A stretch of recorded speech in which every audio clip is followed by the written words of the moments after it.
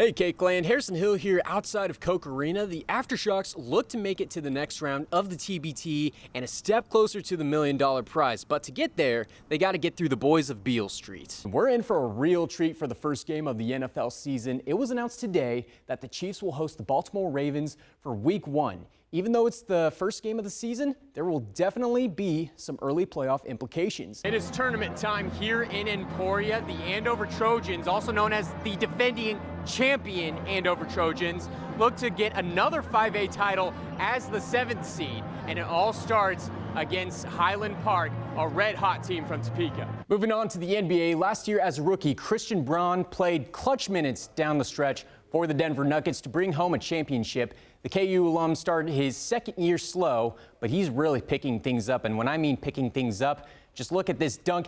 Get out the way, Rudy! My goodness, puts the Frenchman in a body bag, switches hands mid-air. Poetry in motion. As you can see behind me, the streets around Intrust Bank Arena are a little bit quiet, but in just 1 year, the city will be packed with fans of their favorite college basketball team when March Madness returns.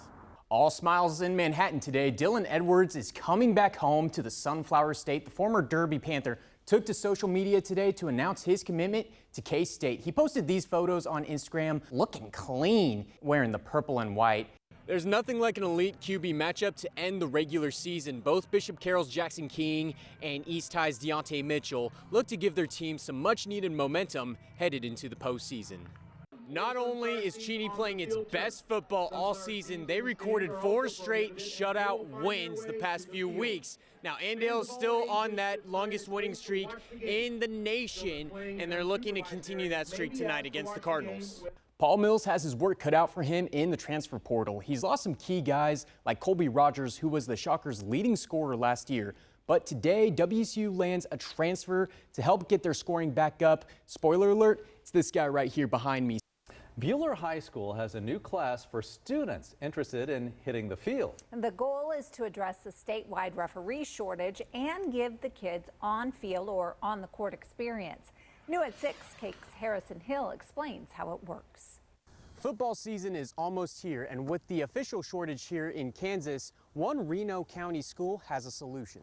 Being an official, I see the shortage in officiating and all of the numerous emails that I get and others get with, needing a crew here, needing a crew there, needing an official here. Brennan Torgerson started a new sports officiating class at Bueller High School. He currently has 16 students enrolled with one goal in mind. And the result is to get them out on the football field, the volleyball court, the basketball court, on the soccer field, any of those things, to get out and actually put the stripes on and do what we do.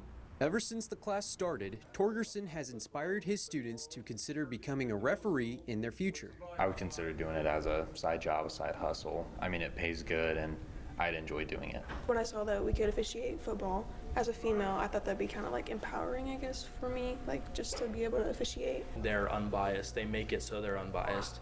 If there's a conflict of interest, they don't put them, but that's the biggest thing, and we just need more of them. However, being a sports official comes with certain challenges in the field or on the court. The people that come to spectate at the games can create some challenges that maybe some of our officials aren't quite ready for, or it's not something that they were really prepared for. But even with those challenges, Justin Sizer and Mr. Torgerson say there are more benefits than drawbacks.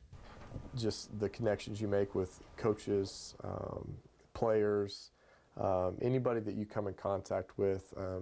I think just those relationships and the connections, the networking that you can establish. I think sometimes the negative outweighs the positive things, and there's way more positive things than there is negative going on in the officiating world right now. We just got to get more people to see that. In Bueller, Harrison Hill, Cake News on your side. It is tournament time here in Emporia. The Andover Trojans, also known as the defending champion Andover Trojans, look to get another 5A title as the 7th seed. And it all starts against Highland Park, a red-hot team from Topeka. Trojan fans travel well, but it's gonna take more to stop the Scots. Ja'Cory Robinson with a monster jam puts Highland Park on the board. Park gets the ball again. Robinson finds Amari Taylor with a beautiful floater. Scott's up 8-2. Trojans turn to strike. Joshua Kim dishes it out to Griffin Hand for the 3. Andover has a chance to catch up with this floater from Quincy Bradford, but the Scots are too much. And if you wear number 23, you know you're gonna have some highlights. Robinson and Scots take this one 57-32. Obviously a tough break for Andover, as there will be a new champion in 5A. Meanwhile, Highland Park moves on in the tournament. Reporting from Emporia, Harrison Hill, Cake Sports.